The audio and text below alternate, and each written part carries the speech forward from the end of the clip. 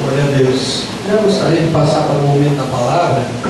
Convidar aqui o irmão presbítero Luiz para fazer essa oração aqui para a gente estar passando a palavra.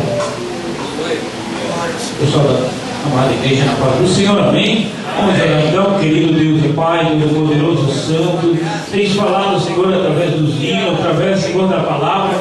E assim mais, Senhor, queremos ouvir, Senhor, a tua palavra. Senhor, que tu venha usar, Senhor, como um canal do céu, teu servo, Senhor, para falar com a tua igreja, para falar, Senhor, com esses adolescentes, Senhor. Tudo, Senhor, quanto tu queres, Senhor, para o bem da tua obra, Senhor. Abençoa, Senhor, dirige, Senhor, a continuação deste culto. Assim, Senhor, nós te louvamos e te agradecemos em nome de Jesus. Amém. Meus amados irmãos, eu quero cumprimentar a todos com a paz do Senhor. Amém. Aproveitando que os irmãos estão sobre os pés, eu quero convidá-los a fazermos uma leitura do livro de Josué, capítulo de número 24. Livro de Josué, capítulo de número 24. Os versículos são os versículos de número 14 e 15. Josué, capítulo de número 24, verso de número 14 e 15.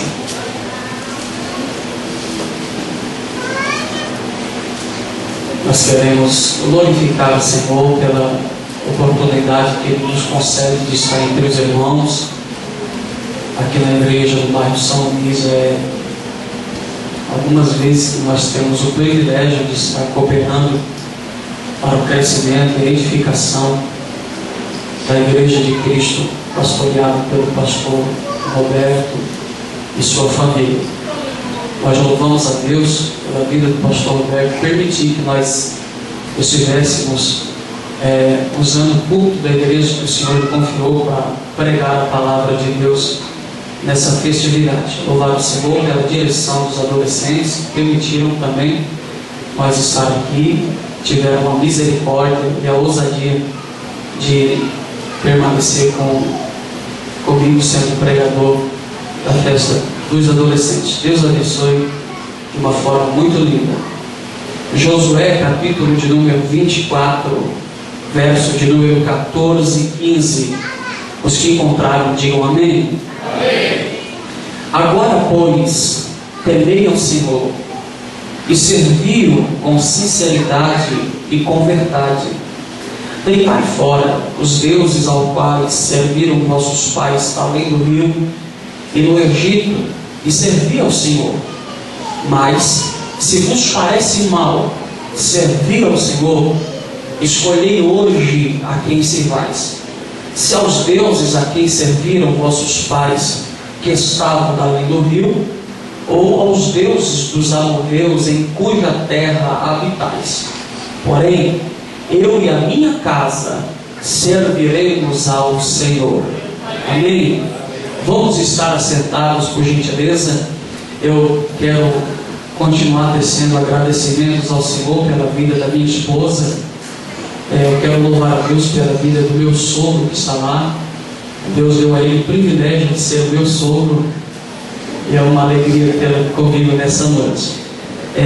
Estou muito feliz de rever alguns irmãos, feliz de rever o meu professor, reverendo Joel Rocha, sua esposa, irmã Silvana, feliz de ver a Priscila louvando o Senhor. O Joel é um grande amigo que eu tenho o privilégio de ser amigo do Joel, que é um dos homens que eu conheço que mais entendem da Bíblia no estado de Santa Catarina. E qualquer coisa, procurar o Joel, que o cara tem bala na agulha. Deus abençoe, Joel, meu amigo, está pastoreando uma igreja, uma Silvana, muito sucesso e prosperidade em todos os sentidos da vida. Feliz de rever alguns irmãos que aqui estão e poder louvar a Deus por ter o privilégio de estar podendo ter uma parcela de cooperação para o benefício do crescimento espiritual da juventude, da mocidade, desse departamento tão importante que nós temos dentro da igreja. É o departamento que cuida dos adolescentes. E na noite que nós estamos, o Senhor, durante o dia, me colocou alguns sentimentos no coração e algumas perguntas que muitas pessoas, inclusive os adolescentes, já me fizeram, às vezes em que eu pude ter contato com alguns deles na nossa igreja. Perguntas como: por que eu não posso fazer isso? Por que eu não posso fazer aquilo? Por que eu não posso beber isso? Por que as pessoas, fulano de tal, pode ir e eu não posso? Por que nós, crentes, fizemos isso ao invés de fazer aquilo? Enfim, como o nosso nobre companheiro, irmão Ariel, proferiu na oportunidade que lhe foi confiada de falar nessa noite, dizendo que a fase da adolescência é uma fase de metamorfose ambulante, é uma fase onde as pessoas, ou em especial os adolescentes, vão descobrindo, vão entendendo, aprendendo, e às vezes vão errando com poucos acertos, às vezes vão acertando com poucos erros. É uma fase que a gente precisa ter um cuidado para explicar muitas coisas e exemplificar, ter um caminho, cuidado ao falar, porque, como já foi proferido nessa noite, o diabo está de braços abertos para tragar a vida dos adolescentes, da mocidade, das crianças, de todo ser humano.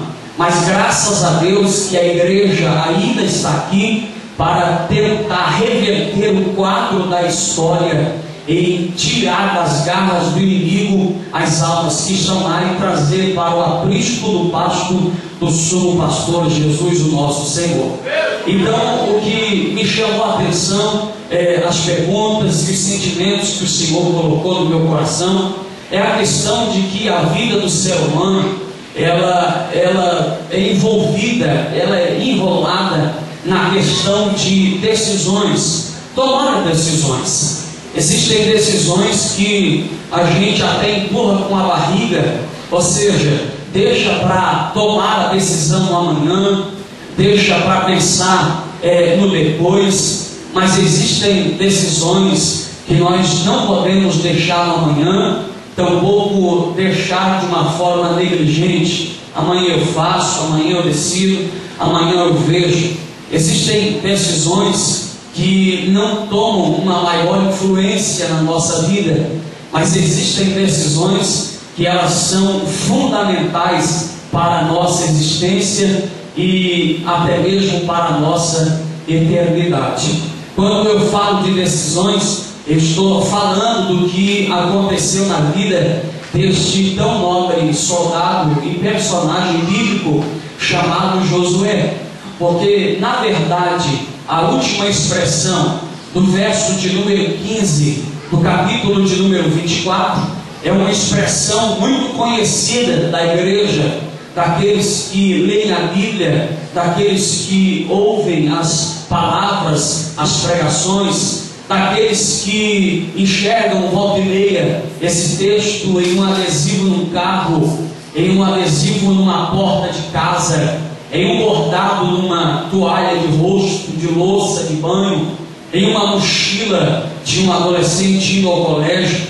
A expressão, porém, eu e a minha casa serviremos ao Senhor, não foi um anjo que anunciou a Josué, não foi uma revelação que Deus entregou a Josué, não foi uma visão que Deus permitiu que ele viesse a ter, não foi qualquer outra coisa a não ser uma postura, uma atitude, uma decisão própria que Josué teve ao proferir as palavras: porém, eu e a minha casa serviremos ao Senhor. Ele não está profetizando, ele está tomando uma postura, ele está tomando uma atitude, ele está usufruindo do poder de decidir o que é bom para ele ou o que seria mal, e ele opta pela melhor coisa. Por que ele tomou essa decisão de servir ao Senhor? Por que ele tomou essa decisão de ele e sua casa servir a Deus, no afã de adorar a Deus, de glorificar a Deus com o seu dia a dia, com sua família. Na verdade, após essas pronúncias, Josué está ali um espaço de tempo resumido, ele teria partido, porque ele morre aos 110 anos. Então acredita-se que essa teria sido a última oportunidade que ele tivesse para proclamar ao povo um veredito de Deus, uma palavra de Deus. E o que me chama a atenção é o que fez Josué tomar essa decisão, e é o que nos faz tomar a decisão. O que é que nos faz deixar a nossa casa? O que é que nos faz deixar os prazeres do mundo? O que é que nos faz rejeitar as oferendas do diabo para servir ao Senhor? E é isso que às vezes tem dado um nó na cabeça de muita gente, até mesmo de homem barbado. Por que eu estou servindo a Deus? Existem pessoas que, quando se pegam dentro da igreja, eles se pegam servindo ao Senhor porque a esposa está servindo, ou filhos que servem ao Senhor porque os pais estão servindo, quando na verdade nós precisamos entender que não se serve ao Senhor porque o fulano e o beltrano estão servindo, não se serve ao Senhor porque não tem outra coisa para fazer, não se serve ao Senhor porque é uma moda, embora hoje da paz do Senhor e dizer que é crente é uma moda, mas servir ao Senhor não é moda, não é estilo de vida, é necessidade de todo homem e de toda mulher servir ao Senhor, porque só nele encontramos a suficiência para a nossa existência. Só no Senhor encontramos a plenitude do viver. Liberdade é a capacidade que temos de agradar ao Senhor, de viver para Ele, de sentir Ele, de adorar Ele, de glorificar Ele, de bendizer Ele. Bendiz ao Senhor a minha alma, e muito a mim bendiz ao Senhor. Eu gostaria de falar aos irmãos, ou pelo menos de propor aos irmãos, alguns motivos que levou o nosso tão nobre soldado, guerreiro, personagem bíblico, Josué, a servir ao Senhor. E com singelas palavras e com uma explanação tão que simples, quero trazer os irmãos um pouco mais perto de Deus. E ao que entrou caído, que saia de pé. O que entrou triste, saia alegre, confiante, convicto de que Deus lhe ama mais do que ele ama o cachorro, de que Deus lhe considera mais do que ele considera os lírios do campo, de que você é a coisa mais preciosa que tem nessa terra para o poderoso Deus. Para que haja uma maior compreensão do que eu preciso passar aos irmãos, é necessário lembrar os irmãos que desde o capítulo de número 12 do livro do Gênesis, o Senhor faz uma promessa a um homem por nome de Abrão, que morava na antiga Mesopotâmia, e o termo Mesopotâmia quer dizer entre rios, e há quem diga que Mesopotâmia era uma terra rodeada de rios, e por ela ser uma terra rodeada de rios, ela teria um grande valor, até mesmo porque tudo aquilo que plantasse iria se colher por causa da qualidade que existia na terra. Então, como eles eram um povo agrícola, eles iriam ter muito dinheiro, uma posição elevada financeiramente falando. Então Abraão não era qualquer pessoa, Abraão não era qualquer pessoa que vivia na Mesopotâmia. Abraão era alguém de influência, Abraão era alguém que tinha uma influência, tinha um conhecimento de muitas coisas. Por isso a gente acredita que ele seria o pai da fé, por renunciar, ou um dos motivos que nós acreditamos que ele é o pai da fé, por renunciar a essa posição e tudo que ele tinha de benefício na Mesopotâmia. Quando o Senhor chama ele para sair da terra, da parentela e da casa dele, que seu pai terá, para uma terra que Deus haveria de lhe mostrar, o Senhor faz algumas promessas, e dentre as tais, o Senhor diria, ou disse a ele, que ele iria ter um nome engrandecido, que o Senhor iria abençoar os que o abençoassem, que o Senhor iria amaldiçoar os que o amaldiçoassem. que o Senhor iria dar gerações, pai de nações ele seria, que o Senhor iria prosperar a vida dele. A Bíblia diz que Abraão sai de sua terra e a dificuldade está na sua esposa Sarai. E aí a Bíblia diz que sua esposa Sarai é uma mulher infértil, ela tem problema, ela não poderia gerar filhos. Só que Deus que fez a promessa se encarrega de cumprir. E a Bíblia diz que o Senhor cumpre a promessa, dando a ele Isaque, a ele sua esposa Sara. A Bíblia diz que de Isaque vem Jacó. De Jacó o povo cresce e vai para dentro do Egito. E o povo cresce no espaço de 400 a 430 anos. De 70 pessoas que entraram, agora o povo sai em milhares e milhares de pessoas, sendo conduzido por Moisés. No ato da libertação, antes que o povo saia do Egito, a Bíblia diz que a última praga a ser enviada ao Egito é a praga da morte dos primogênitos. E a Bíblia diz que toda casa que não tivesse sangue do cordeiro nos umbrais da porta, o anjo iria passar. E a casa que não tivesse a marca do sangue, o sangue iria matar todo o primogênito. Já que a casa de Faraó não teria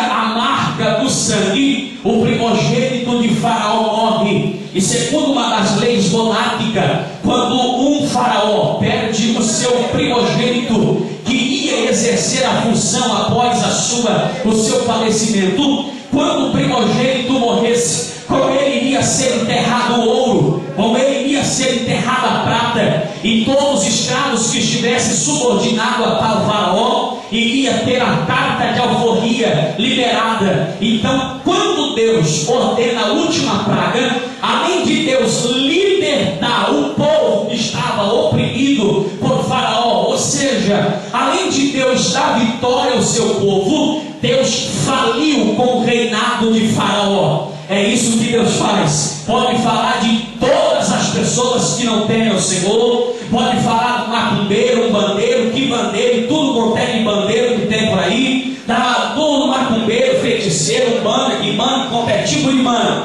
mas não fala de um povo que é cuidado, lavado e remido pelo sangue do Cordeiro, porque é Deus quem o justifica. A Bíblia diz que o povo sai liberto pela mão do poderoso Deus, usando tão nobre servo Moisés. E a Bíblia diz que na caminhada no deserto o Senhor opera maravilhas extraordinárias, a ponto de o Senhor realizar a necessidade, de trazer a necessidade diante dos olhos dos israelitas e mostrar a eles que Deus é quem cuida dos seus filhos, desde o sapato, desde a vestimenta, até o alimento sólido e o alimento líquido. A Bíblia diz que o Senhor abençoa Israel, e Israel agora está diante de uma perca, a perca de um grande líder, de um grande legislador, de um homem que a Bíblia diz que falou face a face com Deus. A Bíblia diz que Israel perde um líder que viu as costas de Deus.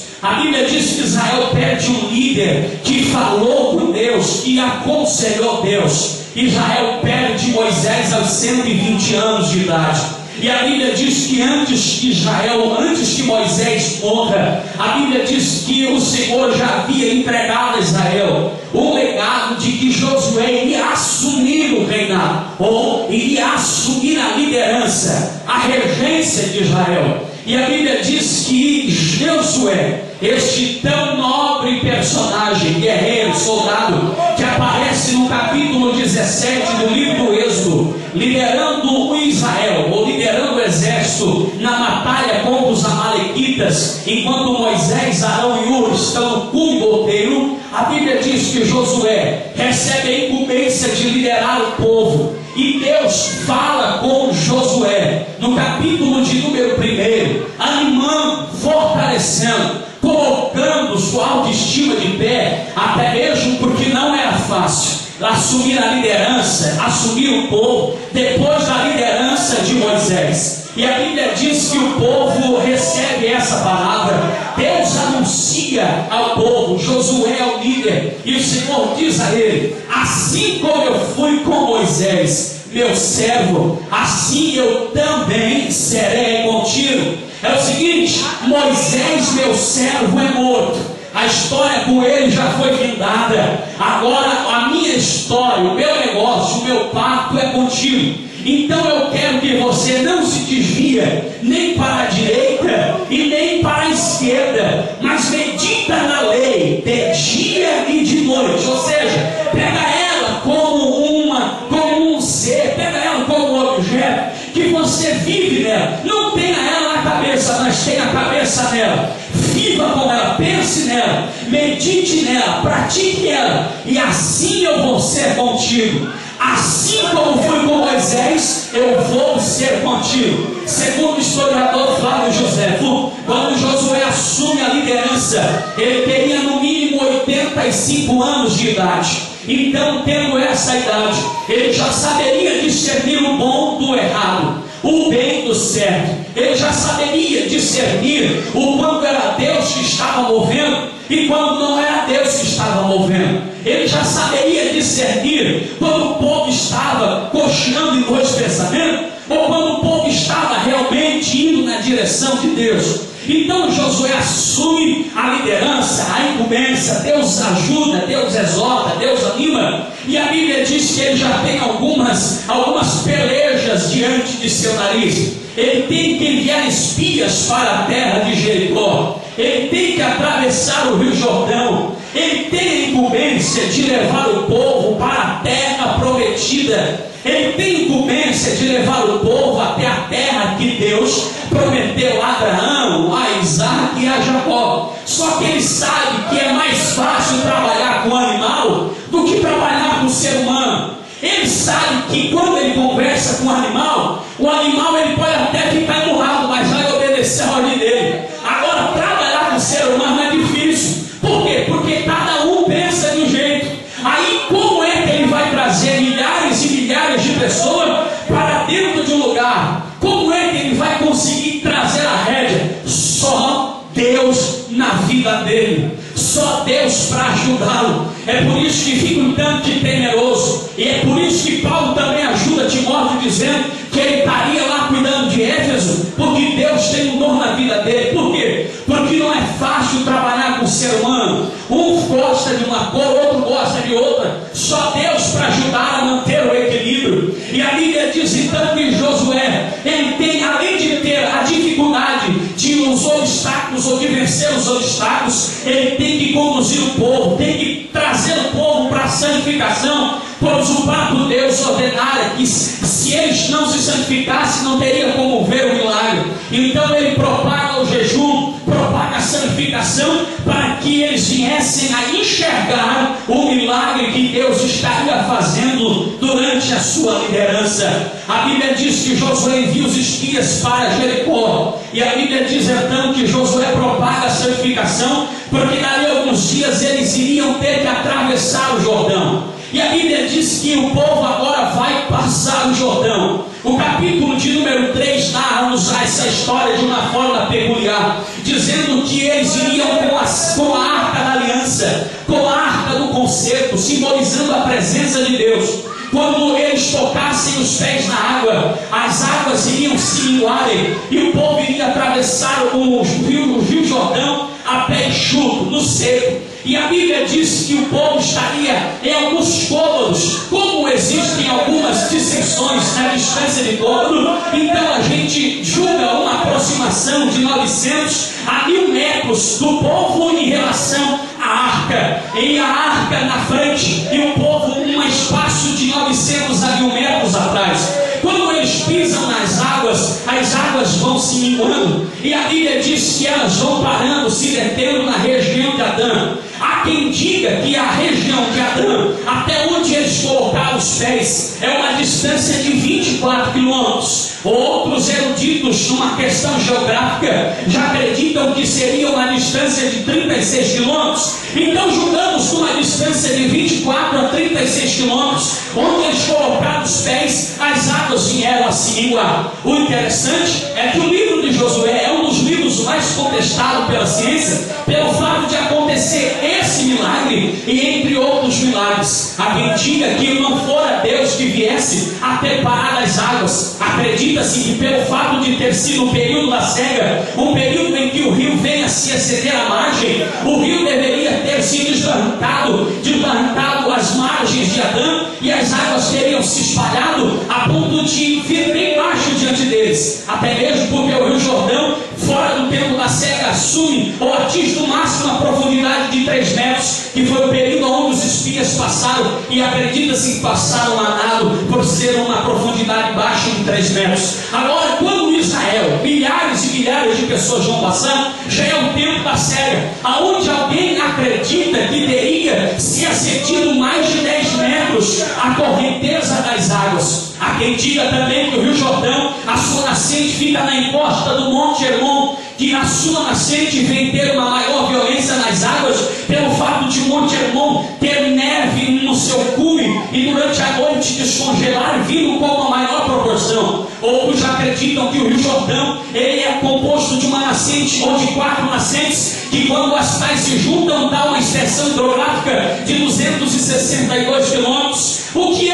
me chama a atenção é que não interessa se foi as águas que elas se espalharam, mas o que me chama a atenção é que o que parou foi a água, mas as águas de sua fonte não pararam de se chegar até eles. Ou seja, o que parou diante dos olhos de Israel foi a água que veio até eles, mas é a água que vem fluindo de suas nascentes, ou se ela vem do cume do Monte Hermon, ou se ela vem de 4 fontes. O que aconteceu? O que é que fez parar essas águas? Eu acredito que não foi outra coisa senão a mão do poderoso Deus, para que os seus filhos viessem passar a pé enxuto. Sabe o que é isso? O milagre é muito maior do que eu posso imaginar, porque alguém diz: Jesus me curou de uma dor de cabeça, Jesus me curou de uma febre. Na verdade, Jesus não curou a febre nem a dor de cabeça, porque a febre é um sintoma de que tem alguma infecção no corpo, e a dor de cabeça é um sinal de que tem alguma coisa de errada que está acontecendo comigo. Ou seja,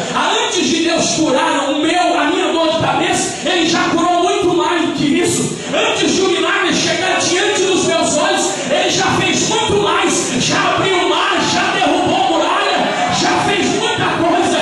Então o que eu preciso é esperar, acreditar e confiar. Sabe o que? Ainda que as águas se espalhem, o que tem que acontecer não me interessa. Eu sei que eu creio, nem que Ele tem que parar o globo terra, nem que Ele tem que fazer o mundo virar de cabeça para baixo. Se Ele quiser fazer, pode fazer uma curva na encruzilhada, pode fazer figuinha, pode fazer oração de uma curva, não interessa. Se Deus quiser fazer, Ele vai fazer, e ninguém conseguirá impedir. Você pode adorar o Deus que faz.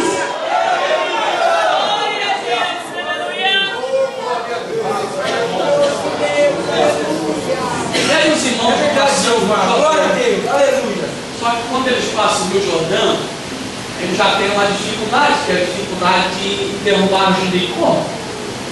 Eles têm que atravessar esse heptagônico, eles têm que atravessar o Jericó, eles têm que derrubar as muralhas de Jericó, porque o Senhor havia ordenado. Então a Bíblia diz que eles rodeiam Jericó. Jericó é rodeada, é sitiada, e a Bíblia diz que Jericó vem ao chão, as muralhas vêm ao chão. Macaico disse que Jericó era uma cidade fortificada e teria 2 barreiras, 2 fortificações.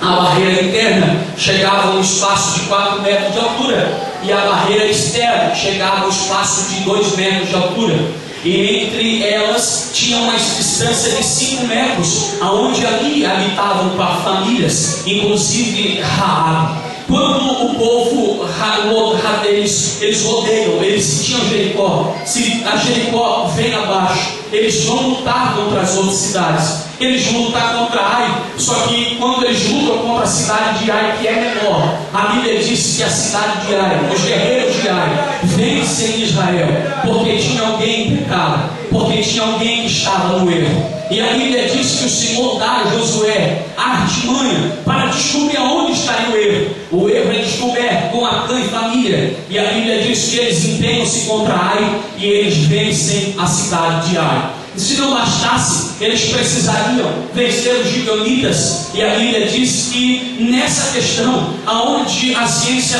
luta novamente para descomprovar o milagre de Deus, aonde Josué ora para que o sol venha se deter juntamente com a lua, e aí a gente já ouviu muita coisa, porque já se ouviu e já se falou, a questão de que o sol e a lua não giram, o que gira é a terra. Se é a terra que gira ou se é o sol que gira, a gente sabe do sistema solar. O que interessa é que Deus ouviu a oração de Josué a ponto de o dia se estender e a vitória ser concedida ao povo do Senhor. Aí eles vão conquistando o norte, sul, região central de Canaã. Eles conquistam a terra prometida. Deus cumpriu a promessa feita a Abraão, a Isaac e a Jacó. Deus cumpriu na íntegra. E aí, irmãos, e agora? É agora que o jovem Josué, perto de 110 anos, conclama um congresso. O congresso é para as crianças, para os adolescentes, para os jovens. O congresso é para toda a igreja. O pregador não ia vir de fora. O pregador era o nobre Josué. E ele vai trazer a renovação da aliança. E ele diz assim: agora pois. Quando Josué usa a expressão agora pois, Josué está chamando a eles a uma responsabilidade que nós não vamos fugir e que nós não podemos fugir. Agora pois o quê? Agora pois que Deus não deve nada para ninguém. Agora pois que Deus não deve mais nada para vocês. Agora pois, temei ao Senhor e serviu. Porque Deus não deve mais nada a eles? Porque até Deus cumprir a promessa de levá-los a Canaã, Deus estava alienado a eles. Não, Deus não estava, claro que estava. Quem foi que pediu para sair de Mesopotâmia? Foi Abraão ou foi uma ordem de Deus? Foi Deus que escolheu Abraão? Foi Deus que fez a promessa? A promessa tem que se cumprir da parte de quem a fez, não da parte de quem recebeu. Então, quem faz o convite tem que dar banquete. Então, Deus se aliena ao povo ou a Abraão quando ele diz para Abraão sair da terra, que Deus iria levar a uma terra que iria lhe mostrar. Então, até Canaã, Deus está alienado em cumprir esta promessa. Tanto Deus está alienado que quando ele quis destruir o povo, Moisés entra no meio e diz: não, Senhor, desse jeito não dá. O que as outras nações vão dizer para o Senhor? O que é que as outras nações vão falar a respeito do seu caráter? O que os outros povos vão dizer? Que o Senhor é um Deus mau, que fez a promessa e matou a quem fez a promessa. Então, até o povo chegar em Canaã, Deus está alienado. Então, o Deus estando alienado ao povo, muitos deles faziam gracinhas com a questão: quem tem promessa não morre. Então eu vou fazer o que dá na telha, vou fazer o que tem que fazer, porque aí Deus vai ter que se virar e cumprir a promessa. Só que a promessa foi estendida às gerações, e de quem recebeu a promessa, só dois entraram na terra prometida: Josué e Caleb, porque o resto todos morreram por desobediência. Então Josué e Caleb, numa questão de obediência, com uma virtude, receberam a promessa, que estava o Senhor alienado à mesma. E aí Josué diz: agora pois que Deus não deve mais nada a ninguém, agora pois temei ao Senhor. Temei ao Senhor. Agora pois que Deus não deve, temei ao Senhor e serviu com sinceridade. A palavra sinceridade todos vão de saber que vem do grego sincera. A expressão sincera seria usada para os artistas. Eles iriam manifestar, se apresentar as suas peças teatrais e faziam peças de cera, ou faziam as suas máscaras de cera. Também é uma palavra alusiva aos vendedores de vaso de barro, que quando vai se bater um vaso no outro, pelo fato de ser singelo e frágil, poderia acontecer rachaduras, poderia vir a ficar falhado. Então eles pegavam a cera, que era a mesma polaridade do barro, e feriam e tirariam o defeito, ou seja,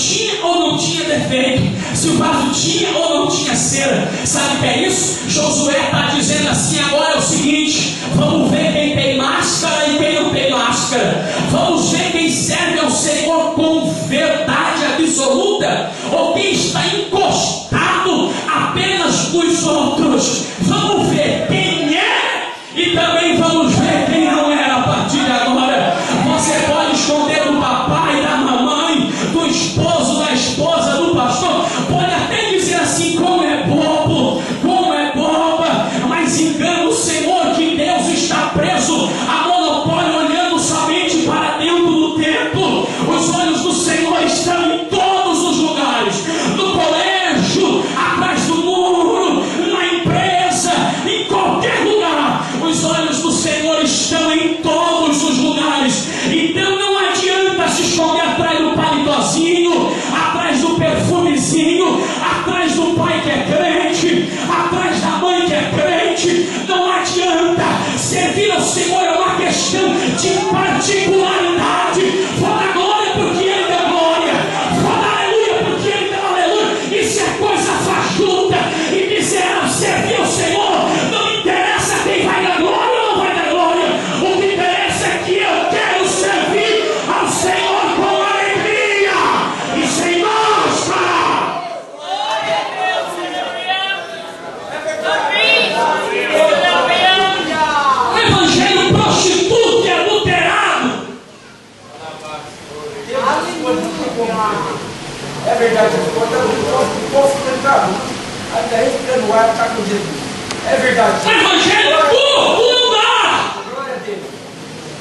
Aleluia. Se preocupa só com isso, filho, porque Jesus não quer até agora, não vai mais. Não, vai fazendo, faz o que dá na telha. Não é assim. Aí vem pro culto, é o pregador que está errado, é o pastor que não tem um seu no cajado, é o cantor que está errado, é o líder que não faz. Que é isso, irmão? Evangelho, cristianismo é dia a dia, não é de festa em festa, não é de fase em fase, é dia a dia, pegando a sua cruz e seguindo a Cristo todo dia, toda hora é hora de adorar o Senhor e de manter a identidade de um crente em Cristo Jesus. É Josué.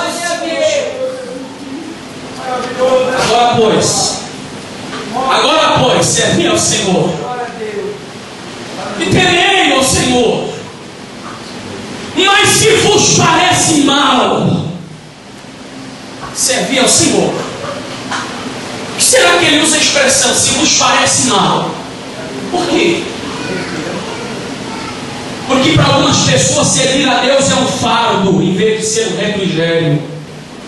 Vira um culto, parece uma coisa quadrada do que uma alegria de servir a Cristo. Se vos parece mal servir ao Senhor,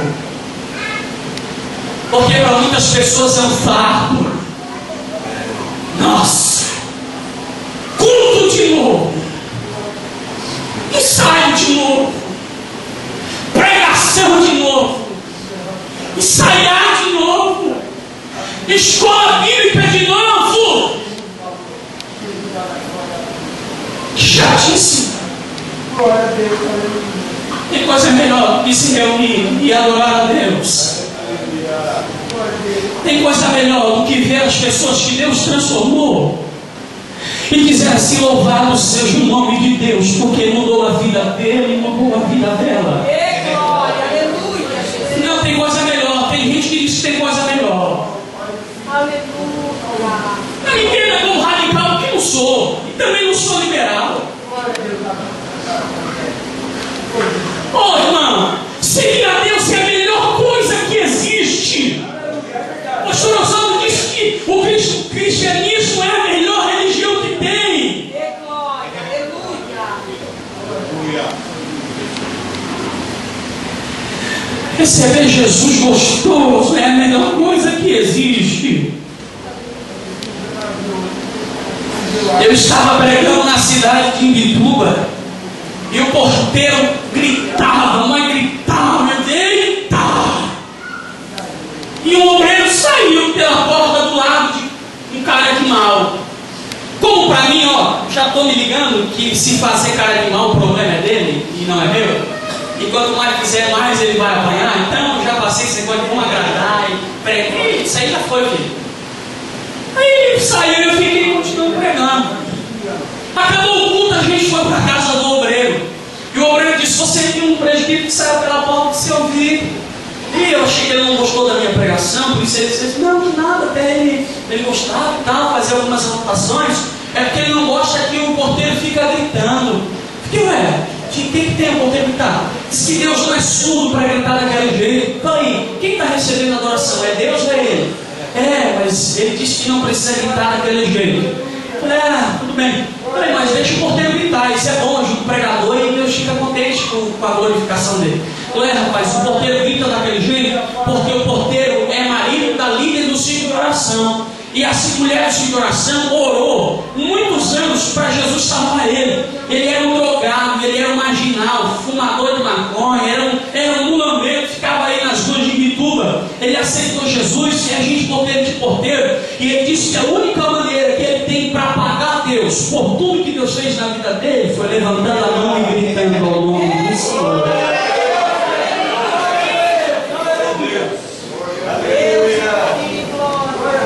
É isso que tem que ensinar os filhos a adorar a Deus por aquilo que Ele fez. Porque só pode adorar a Deus quem tem motivo para adorá-lo. Só sabe e reconhece quem é Deus quem já viu o que Deus fez na vida dele. Só reconhece, só dá o valor devido a Deus quem já foi alvo da mão do poderoso e da misericórdia do mesmo. Caso contrário, Deus vai ter que quebrar o vaso, esfregar a cara dele no chão para ele dar valor e adorar a Deus como Deus merece ser adorado.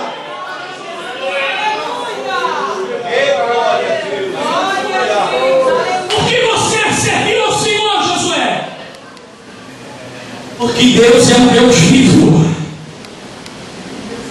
Por que você decidiu servir ao Senhor? Porque Ele é vivo. Como tu sabe que Ele é vivo? Porque no capítulo 1 Ele falou comigo e só fala quem é vivo. Porque eu ouvi a voz dele.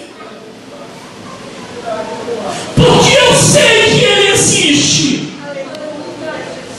Responde para mim, que graça teria eu carregar uma credencial de presbítero de uma igreja? Que graça teria eu perder 2 ou 3 horas, 6 vezes por semana dentro de um culto, se não sentisse a presença de Deus vivo? Que graça? Ficaria na igreja católica que não sente nada, ficaria em qualquer outra religião que não tem prazer de nada e não sentia o Deus a quem eu adorasse. O que me faz vir para a igreja e o que me faz servir ao Senhor e mais ser um obreiro é sentir Deus na minha vida, é sentir a sua presença.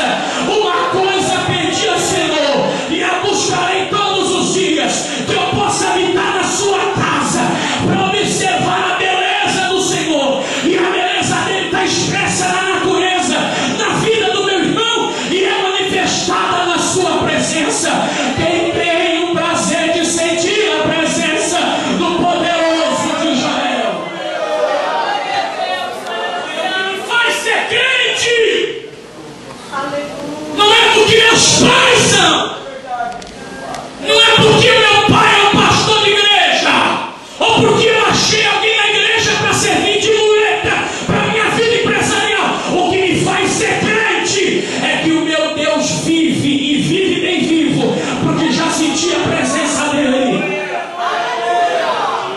O que me faz ser crente e servir a Deus não é usar a igreja como um amuleto.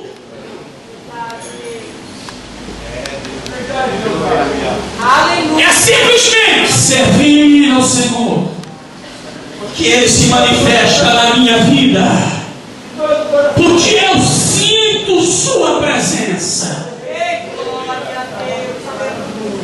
Mas viver por viver, todo mundo vive. Por isso existiam os deuses pagãos. Só que fazer por fazer expressão fazia. E eu mesmo que falou com Josué disse: santificai-vos, eu vou fazer maravilha no meio de nós, ou de vós. Aleluia, glória a Deus. Quem você serve, Senhor? Que Ele vive, Ele é real. Alguém já sentiu a presença dele aí, irmão? Só isso não. Porque um dia, por uma eventualidade, se eu precisar de um milagre, Ele diz assim: pode contar comigo, filho, porque eu vou fazer o que você precisa. Ninguém faz o que Deus faz. Por isso eu sirvo ao Senhor. Só isso? Ixi, claro que não. Tem muita coisa. O que mais tem, Josué? Por que você decidiu servir ao Senhor? Porque o Senhor está comigo. Aí não dá, né? Não tem graça. Está por estar, qualquer pessoa está. Minha esposa está comigo, mas não em todos os momentos. Ela se ausenta quando leva para o trabalho e quando volta para casa. Ah, mas ela está espírito. Estou falando em corpo presente. Ela está num lugar e eu estou em outro. Que eu serve o Senhor? Porque Ele é vivo, porque Ele faz e porque Ele está comigo em todos os lugares. Segure na mão do seu irmão, por favor.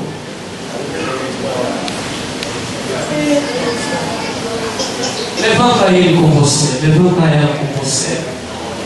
Isso, fica sobre os pés.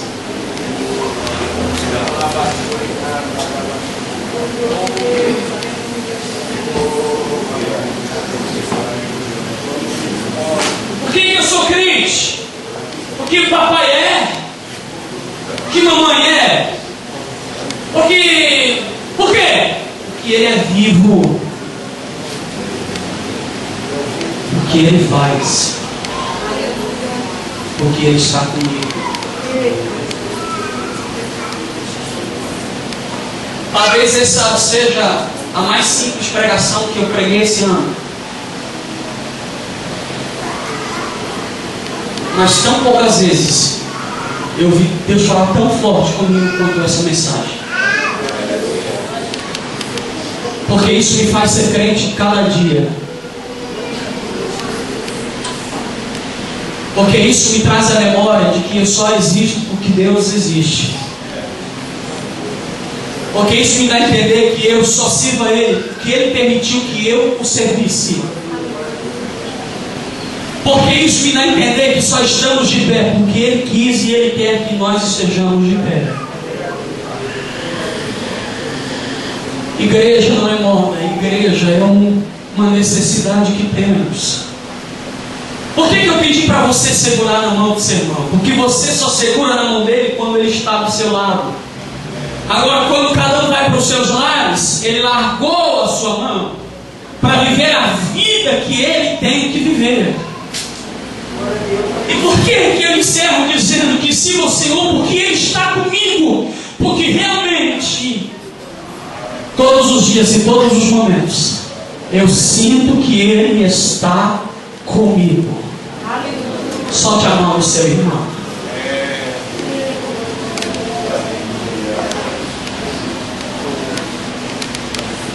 Eu vou encerrar por aqui fazendo uma pergunta.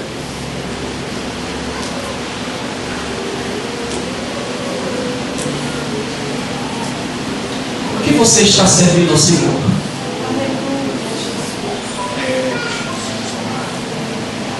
Ou por que você deixou de servir ao Senhor? Ou por que você está pensando em deixar de servir ao Senhor? Que mal Ele lhe fez? Que mal Ele lhe causou? Que mal Ele lhe proporcionou?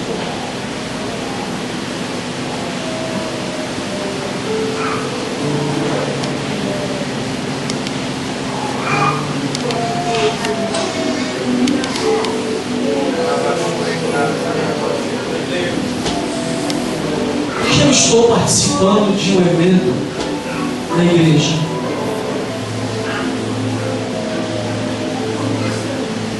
Por que alguém me dá a paz do Senhor? Por que eu sirvo a Deus? Eu sirvo a Deus porque Ele é vivo, faz, está comigo.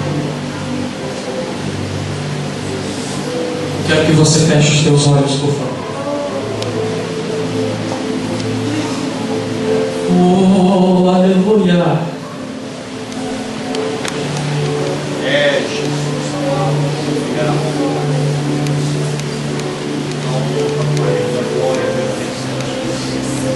Feche os teus olhos.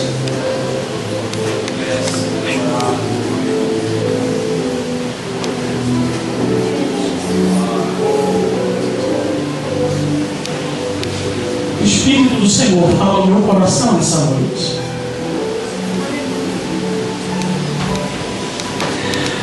O Espírito do Senhor fala ao meu coração que Ele já procurou muitas pessoas para ter uma conversa em particular.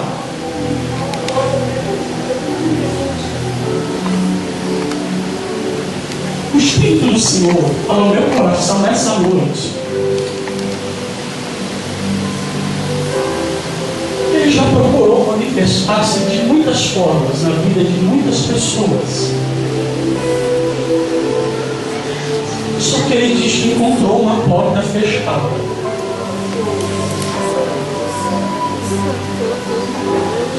Só que Ele encontrou uma falta de desejo de tê-lo. Só que Ele encontrou uma indisposição. Só que Ele encontrou pessoas que deram uma prioridade em terceiros que não a Ele. O Espírito do Senhor, nessa noite, Ele fala ao meu coração que uma outra vez Ele vai investir na tua vida.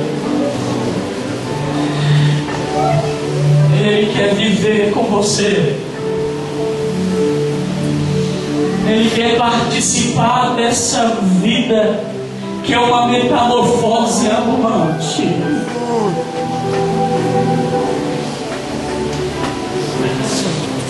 Ele quer lhe fazer conhecer mais ao seu Deus.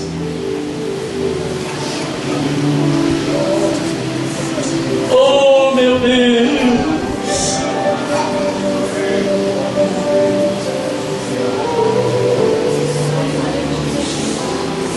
Oh, meu Deus!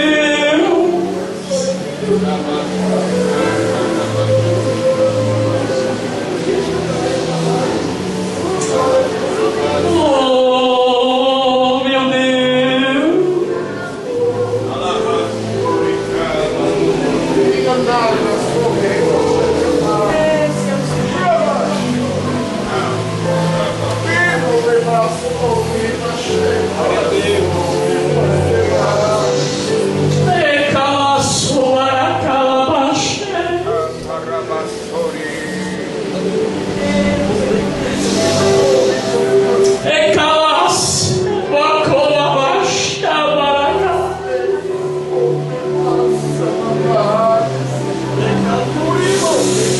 A que distância nós estamos dele nessa noite?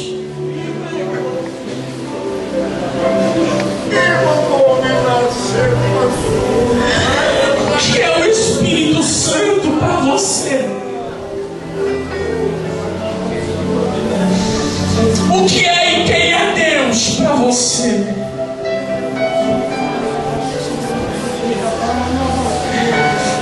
Deus é alguém que se sobrar tempo vou vê-lo. Deus é alguém que se eu tiver tempo vou falar com Ele.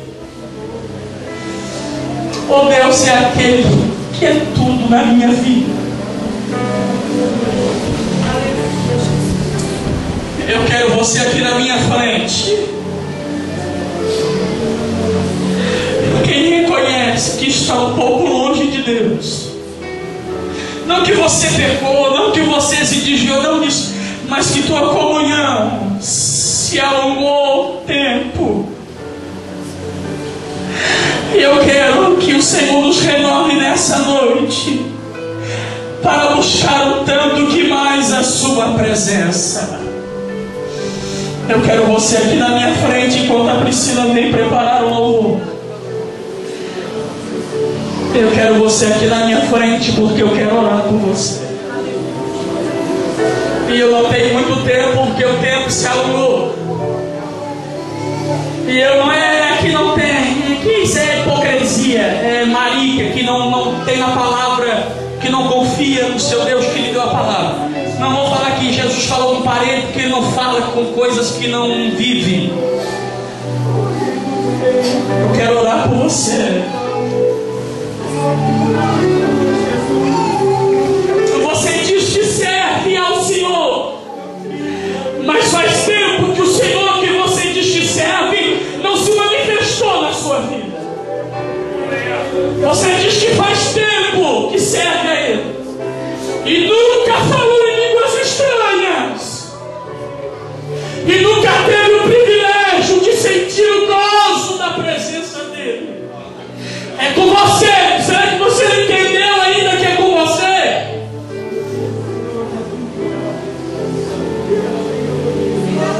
É com você que não sabe por que está servindo a Deus, que não sabe o prazer que é servir a Deus.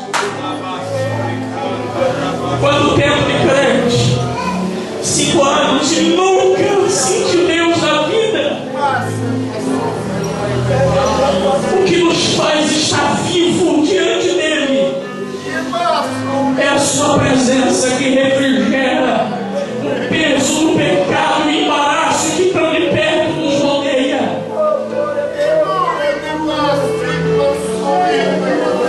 Quando falou em línguas estranhas, foi só no começo?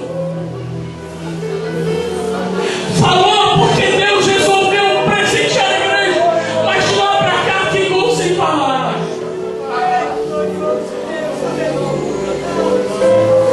Pelo amor de Deus, gente, vamos servir ao Senhor com alegria.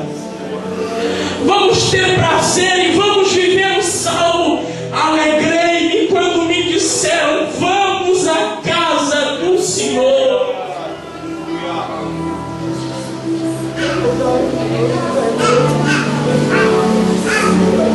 Feche os seus olhos nessa noite.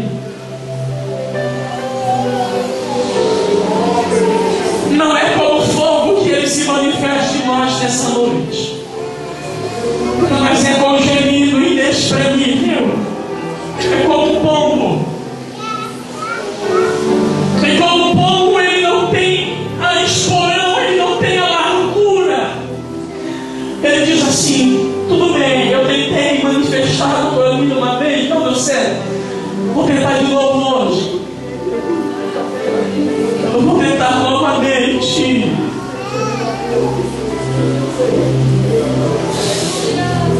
Feche os teus olhos e põe a mão no teu coração nessa noite. E se você ainda tem esperança,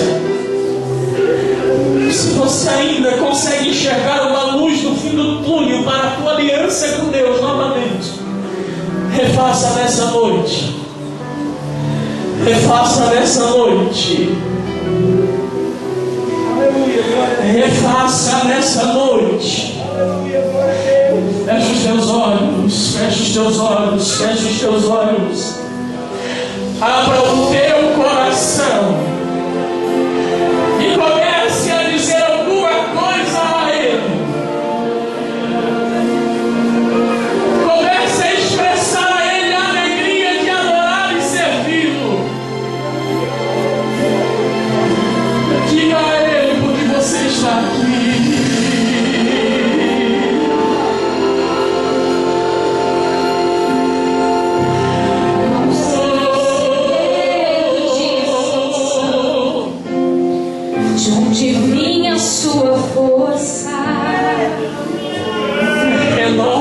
vossas forças. E o que você me diz de Josué? Renova nossa aliança. Oh, que o caído se levante. Se pra dentro da fornalha apenas três, o rei lançou para morrer. E se você fosse Abraão, O teu Espírito vivifica-nos. levaria o seu filho em holocausto para oferecer. E quem ainda não ouviu, Servir ao Senhor. meu rei lá tantas lutas e É a melhor decisão que você possa escolher na sua vida. Pediu jovem, pequenino e corajoso, que com apenas uma pedra no bateu, o gigante derrotou. É difícil imaginar como Israel ficou cansado, que pôs abaixo uma muralha que cercava a Jericó. E quando Sara achou que estava tudo acabado, Deus tocou em sua mão e ela pôde o filho enfantear. Não há questão de sem Deus. Renova as nossas alianças, Senhor. Não há questão de Restaura o altar que foi quebrado. e te ver. Não há questão de Aviva nossa alma. chegou a hora. Manifesta a tua presença. Não tenha medo, assuma agora o seu lugar de vencedor. Pois o segredo é confiar seus passos sobre ao Senhor. Não jogue fora essa chance. A sua história é importante. Ele quer te ajudar a escrever. Se está passando por baixo, se o inimigo te cerca, se a prova está doendo, irmão, louve a Deus. Sem Deus é melhor que você. Mesmo Deus de ontem te foi pra mim te ver.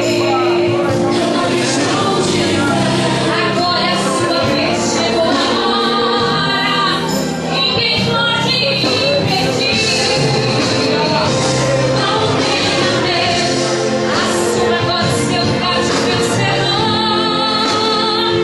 Pois o segredo é confiar seus passos, sua vida ao Senhor. Não jogue fora essa chance. A sua história é importante. Ele quer te ajudar a escrever. Se está passando por baixo, glorifica o Senhor. Se o inimigo te cerca, te mata vencedor. Se a prova está doendo, irmão, louve a Deus. Se está passando por baixo, glorifica o Senhor. Se o inimigo te cerca, te mata vencedor. Se a prova está doendo, irmão, louve a Deus. Está sendo vitorioso, irmão, louve a Deus. É uma questão de fé.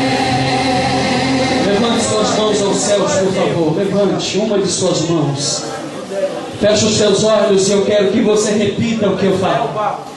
Senhor Deus, se até aqui tenho te servido por motivos errados, me perdoa. A partir de hoje, quero te servir com tanta alegria que não será preciso alguém pedir para levantar as mãos para te adorar. De uma forma espontânea, forma espontânea, te adorarei te adorarei, e te servirei. Te servirei e te adorarei, te adorarei, porque tu és um Deus vivo, um Deus que faz o que ninguém faz, ninguém faz, e um Deus que está comigo Deus está comigo, quando ninguém está comigo. quando ninguém está comigo. Eu te amo, Senhor. Eu te adoro, Senhor. Por isso te glorificarei todos os dias da minha vida. Dê um abraço para o seu irmão e diga: vale a pena servir ao Senhor. Vale a pena servir ao Senhor. Vale a pena servir ao Senhor. Volte para o seu lugar, o microfone a quem de direito.